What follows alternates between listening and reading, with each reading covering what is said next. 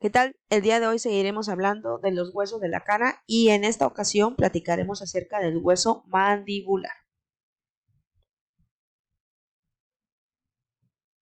El hueso mandibular, o también llamado anteriormente como maxilar inferior, es el hueso más grande y fuerte que tenemos en la cara. Es móvil y está ubicado en la porción inferior de lo que es la cara.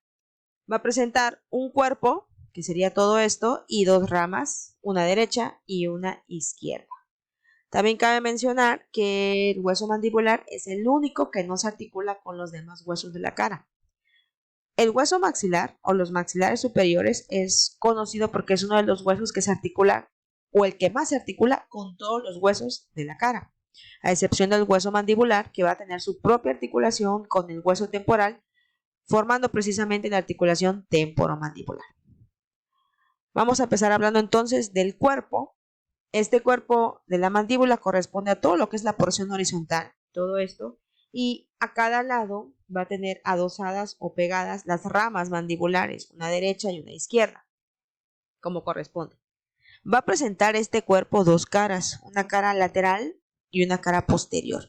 La cara lateral sería prácticamente toda la vista anterior y la cara posterior o también interna.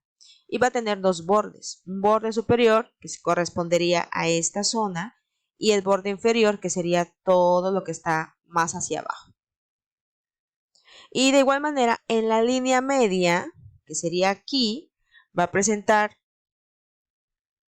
hasta el primer año de vida una sutura que es conocida como sínfisis mandibular o sínfisis mentoniana, que es la marca de unión donde se unieron lo que en un tiempo atrás fueron dos huesos mandibulares y posteriormente, después del año, este hueso se osifica. Generalmente al primer año de vida ya se osifica y esa sutura desaparece, donde un día se formaron o se unieron los dos huesos mandibulares. Entonces sería en esta zona la sínfisis mentoniana o también llamada sínfisis mandibular. Este sínfisis mandibular es tejido fibroso que prácticamente va a unir la mitad derecha con la mitad izquierda de la mandíbula. Como les digo, dos huesos mandibulares se van a hacer uno solo en esa sínfisis mentoniana o mandibular que al año de vida aproximadamente va a desaparecer esa sutura. Ahora, en la cara lateral, empezando ya a describir el cuerpo, en la cara lateral del cuerpo mandibular vamos a encontrar en la porción inferior una protuberancia, que sería esta zona representada por el triángulo, que se llama protuberancia mentoniana, que es esta zona, como que lo más elevado de la mandíbula, que podemos tocar más elevado de la mandíbula o pronunciado. A ambos lados de esta protuberancia van a estar los tubérculos mentonianos, que serían como que esta saliente del hueso se divide en dos, como que se parte, como si fuera un durazno. Entonces, cada lóbulo del durazno serían los tubérculos mentonianos y en sí estos dos forman la protuberancia mentoniana. Entonces, a cada lado de la protuberancia mentoniana tenemos una protuberancia más pequeñita que se va a llamar tubérculo mentoniano. Por debajo del primer o segundo premolar vamos a encontrar también los forámenes mentonianos, esos agujeritos que están aquí, donde van a pasar nervios mentonianos tanto derecho como izquierdo, uno en cada agujerito como le corresponde. A ambos lados también encontramos la línea oblicua que se va a extender desde la cara lateral de la rama hasta la cara lateral del cuerpo de la mandíbula.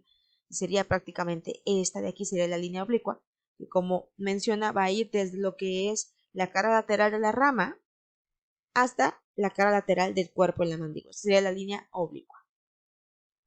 Eso es en la cara lateral. Ahora, en la cara posterior, que vendría siendo la cara interna del hueso, lo que vendría siendo la cara interna del hueso, vamos a encontrar por encima del borde inferior dos pequeñas depresiones a cada lado de la línea media que se van a llamar fosas digástricas. Aquí está la fosa digástrica, esta y esta. Si recuerdan la línea media, pues sería aquí. Entonces por dentro la línea media estaría más o menos acá. Y eso dividiría y formaría las dos fosas digástricas.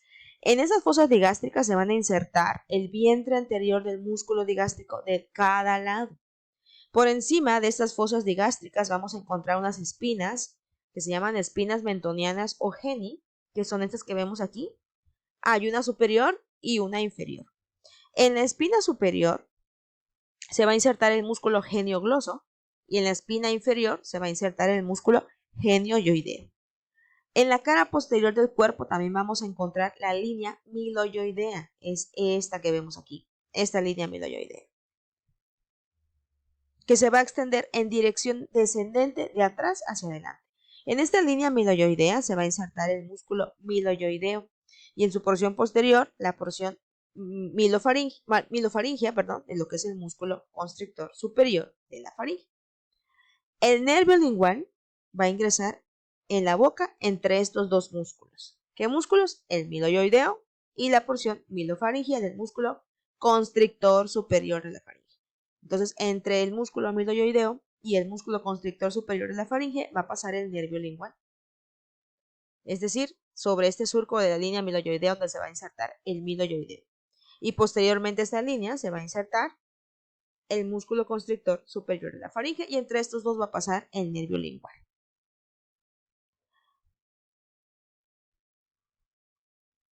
Ahora, también podemos encontrar una saliente ósea denominada rodete mandibular, que no es muy común encontrarlo, por eso en esta imagen no lo puse. Pudiera ser que se encuentre. Y se va a localizar precisamente por encima de esta línea miloioidea. En este caso, en esta imagen no aparece. En el extremo anterior de la línea miloioidea también vamos a encontrar una fosa sublingual, que es esta de aquí, que precisamente va a albergar lo que es la glándula sublingual. En la parte posterior del cuerpo, en la mandíbula y debajo de la línea miloioidea vamos a encontrar otra depresión que se llama fosa submandibular. Entonces, por arriba de la línea miloioidea encontramos la fosa sublingual que va a albergar a la glándula sublingual y por debajo de la línea miloioidea la fosa submandibular donde se va a encontrar la glándula submandibular. En relación a los bordes, ya ven que mencionamos que había un borde superior que sería este y un borde inferior. En el borde inferior del cuerpo mandibular vamos a encontrar la base de la mandíbula, prácticamente todo esto de aquí. Y aquí está la línea oblicua que les comentaba que va desde el extremo lateral de la rama hasta el extremo lateral del cuerpo. Entonces, la base va a corresponder al borde inferior. Y sobre este borde y a nivel de la línea mediana vamos a encontrar un punto cranométrico denominado natio. Ahora, en el mismo cuerpo de la mandíbula vamos a encontrar el borde superior, que sería esto de aquí. Ahora, en el borde superior de la mandíbula vamos a encontrar un borde libre que se llama arco alveolar. Y en ese arco alveolar y alvéolos dentarios van a alojar a las raíces de los dientes. Los alvéolos dentarios están separados entre sí a su vez por tabiques óseos que se llaman tabiques interalveolares. En los alvéolos dentarios de los dientes vamos a encontrar también algunos tabiques que se llaman tabiques interradiculares, pero generalmente esto es ya más específico de la raíz de cada diente. Lo importante aquí es mencionar el borde libre de lo que es el arco alveolar y los alvéolos dentarios que van a alojar a la raíz de los dientes y los tabiques que van a separar cada alvéolo que se llama tabique interalveolar.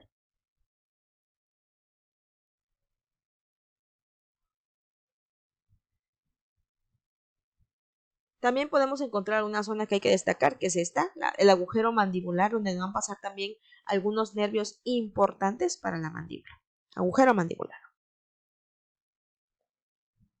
Ya hablamos del cuerpo, ahora describiremos parte de lo que son las ramas. Las ramas de las mandíbulas son dos, como ya mencionamos, una derecha y una izquierda, que se extienden desde el cuerpo mandibular verticales y van de adelante hacia atrás, ¿no?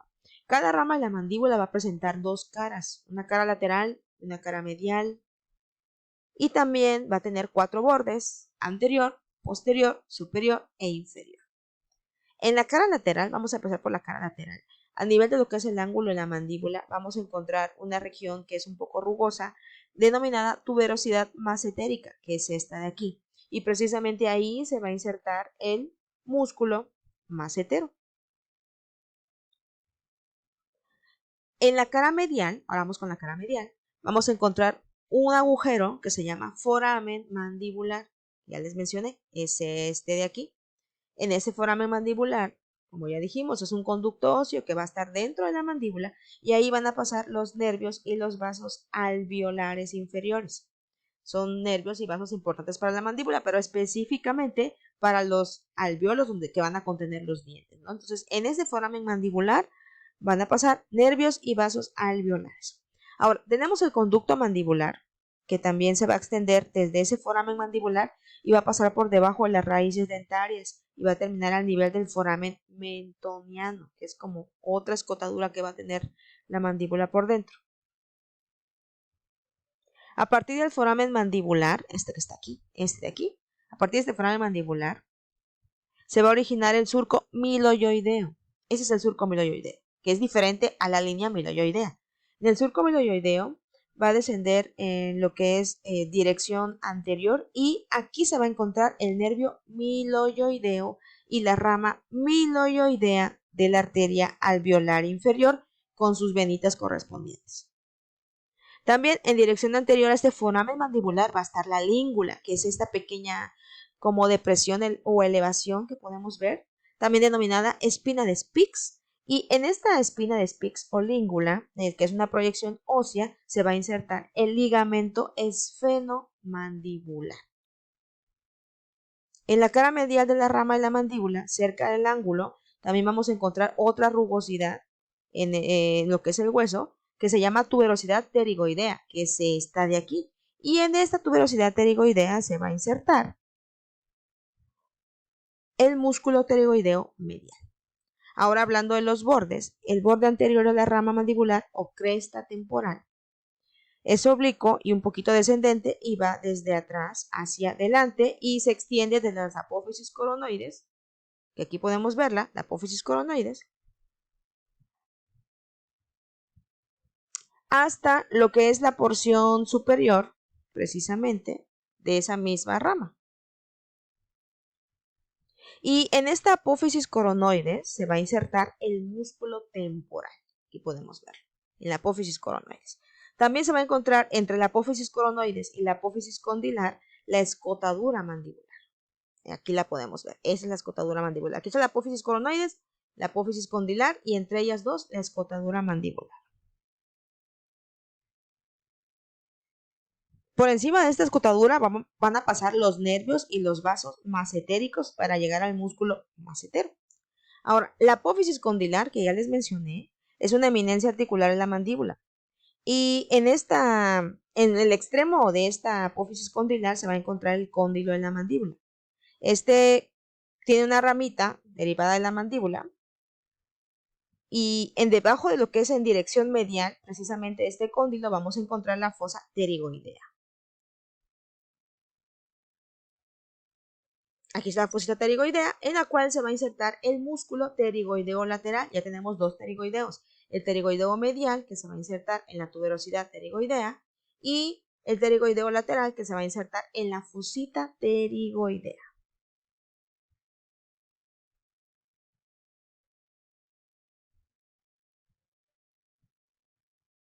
Y ya para terminar, vamos a platicar de la articulación temporomandibular, que está formada precisamente por la articulación del hueso mandibular con el temporal. Esta articulación es importante y para la masticación principalmente, y en otro video hablaremos ya un poquito más específicamente de qué es la articulación temporomandibular. Nada más recordemos que es la unión de lo que es el hueso mandibular y el temporal. Y eso es todo en relación al hueso mandibular. Espero que les haya gustado el video y en los siguientes videos seguiremos hablando de los otros huesos faltantes.